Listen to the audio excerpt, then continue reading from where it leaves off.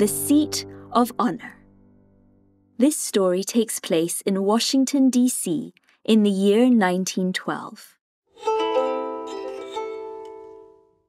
Today I am most happy. A breathless silence filled the hall at Howard University. The towering arches stretched over the captivated crowd of more than 1,000 people who had come to hear Abdu'l-Baha speak. Addressing them from the stage, Abdu'l-Baha continued, "I am very happy that white and black have gathered together in this meeting. I pray that you be with one another in utmost harmony and love." Rose sat on the edge of her seat and looked around in wonderment. Never before had she seen so many black and white people sitting together in one gathering.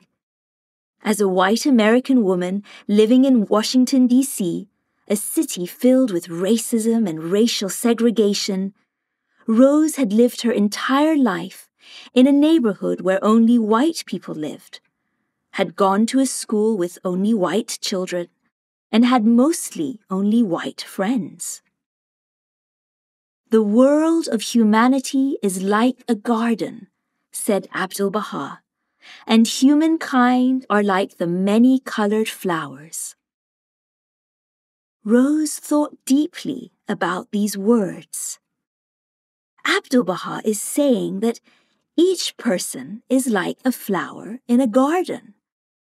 Every flower is unique, and the differences in color are what makes the garden beautiful. What he says is so true. How boring if all the colors were the same. Rose looked around the hall again. She felt as though she was beginning to see the world in a new way. If only everyone would think like this, she thought. Our city would be a much more just and fair place to live.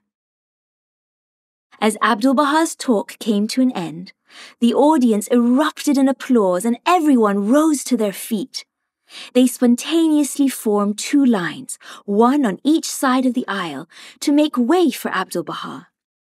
As he left the hall, many bowed their heads in respect or waved their hats and handkerchiefs in gratitude. Rose followed the jubilant crowd out of the hall and started to make her way to the home of Madame and Mr. Khan.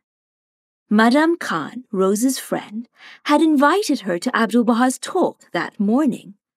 To Rose's delight, the Khans had also invited her to a private lunch at their home in honor of Abdu'l-Baha. After a short journey, Rose arrived at their grand 4-story home. "Welcome!" exclaimed Madame Khan joyfully as Rose entered the reception area of the house. "We are delighted you could join us." Rose looked around with wide eyes. Beautiful curtains of red and blue hung from the windows, and the walls were covered with gold and threaded tapestries. "Allow me to introduce you to some of our guests," said Madame Khan. "Miss Juliet Thompson, Mr. Alexander Graham Bell." "Miss Thompson, the artist," Rose thought with excitement. "And even Mr. Bell, the inventor of the telephone, is here." Rose could feel the anticipation growing in the room as they waited to meet Abdu'l-Baha. Once Madame Khan had finished making all the introductions, she turned to Rose and said, "Our honored guest Abdu'l-Baha is meeting with our friend Mr. Louis Gregory and will join us in a few minutes." Rose had never met Mr. Gregory, but she had seen his name in the newspapers a number of times. Mr. Gregory was a well-known African-American lawyer and promoter of justice and race unity.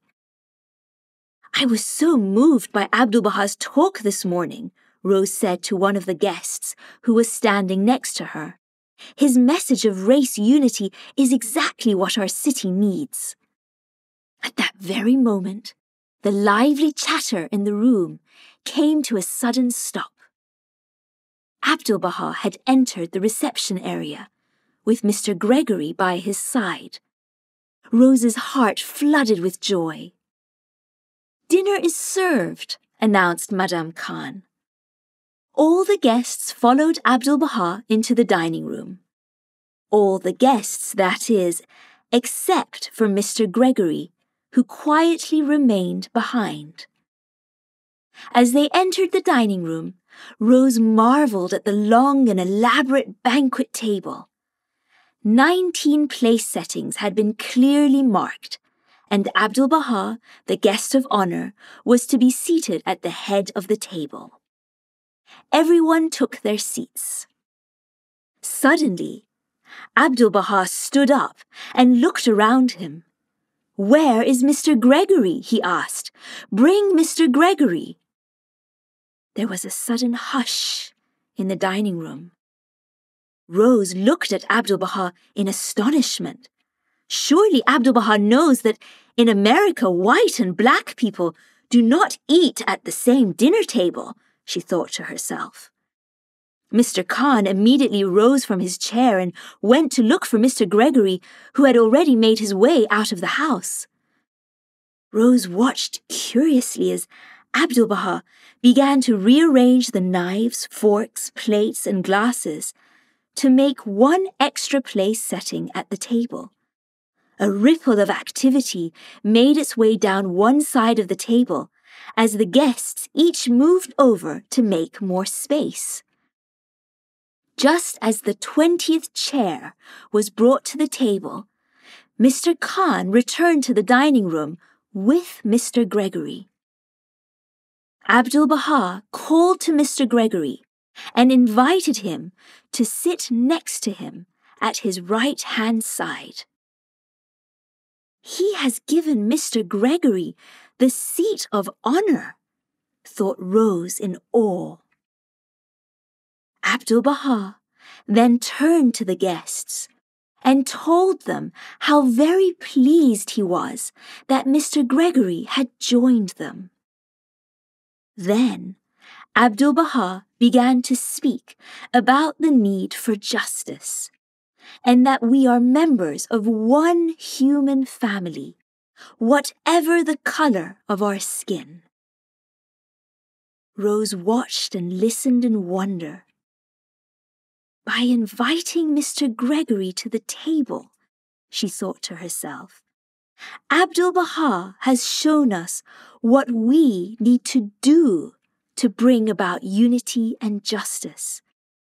Talking about race unity is not enough.